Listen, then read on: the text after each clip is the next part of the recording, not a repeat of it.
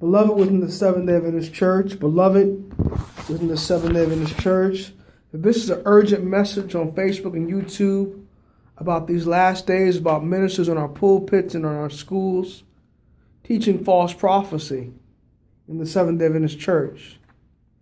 It says in Testimonies to Ministers and Gospel Workers, page 409, the section dealing with the fatal choice, it states this. It says, "Many will stand in our pulpits with the torch of false prophecy in their hands, kindled from the hellish torch of Satan. If doubts and unbelief are cherished, the faithful ministers will be removed from the people who think they know so much. If thou hadst known these things, said Christ, even thou listenest thy day, the things which belong unto thy peace, but now they're hid from thine eyes," beloved.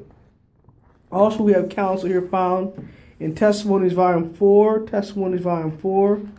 page 210 and 211. This is an oldie but a goodie. I've read this before in the past to you before. Testimonies Volume 4, page 210 and 211.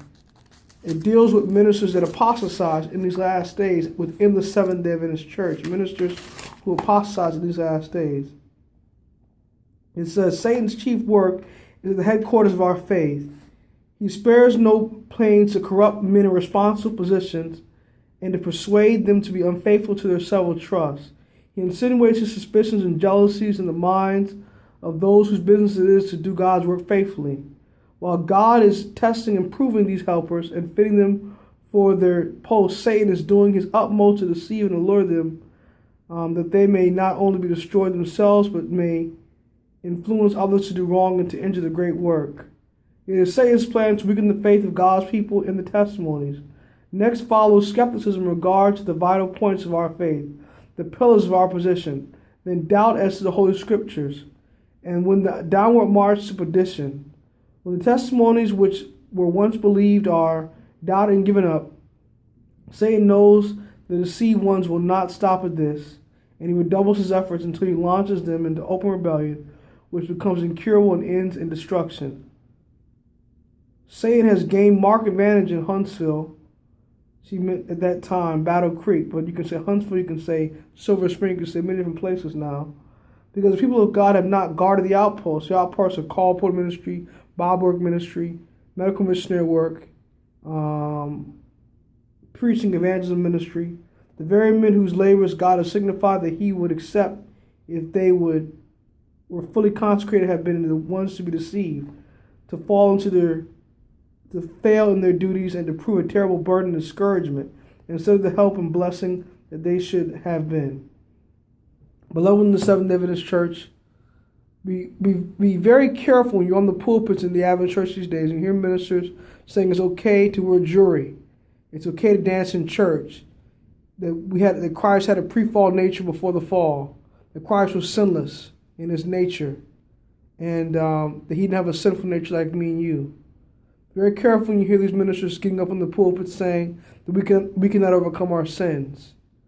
Be very careful when you hear these ministers getting up saying that we can keep Sabbath and Sunday holy, and we can worship on it. They won't outright say we should keep Sabbath and Sunday holy, but what they'll do is they'll have evangelism meetings on Sunday morning, and they'll downplay the Sabbath commandment and preach a cheap grace doctrine in the pulpit, a new theology in the pulpit. Very careful when you hear these ministers getting up saying that Jesus Christ is not the most holy place to heaven, the sanctuary, investigating our characters. Now they'll say that the atonement ended at the cross. Very careful when you hear these ministers saying that we cannot keep God's law. Very careful when you hear these ministers getting up there saying that dancing in church is okay, like I said earlier, and they'll say flesh eating is okay, eating meat is okay, and wearing jewelry is okay. Be very careful when you hear these ministers saying these things. No time for easy listening, beloved. There's no time for easy listening.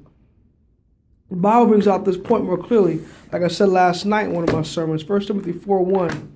Now the Spirit is speaking the expression that in the latter times some should depart from the faith, giving heed to seducing spirits and doctrines of devils, speaking lies and hypocrisy, having their conscience seared with a hot iron.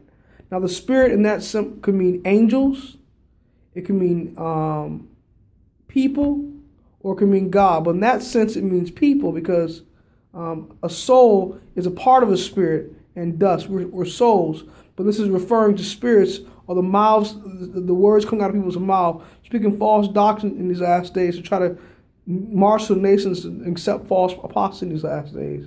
We must not believe these false theories. We must put away sin. We must eat a plant-based diet. We must not believe in dancing in church. We must believe in our Bible and our spirit of prophecy. We must listen to hymns, good Christian hymns, and turn on good salvific music. We must not wear jewelry. We must follow the Bible and the spirit of prophecy in these last days, beloved. And beloved, let me tell you, in these last days, Satan will have these ministers preaching on our pulpits with this hellish torch of Babylonian doctrine. And we must be careful and not give in to these false theories. We must not give in to these false theories in these last days. Because if we do, beloved, we're going to be lost. If we're seeing giving the theories that goes against the Bible and the spirit of prophecy, beloved, we will be lost. We do not want to be lost, beloved. We want to be saved in these last days. We want to fully give our hearts to Christ. So, beloved, give your hearts to Christ. Trust in his promises for your life. And get ready for his soon coming. God bless you. Maranatha, beloved.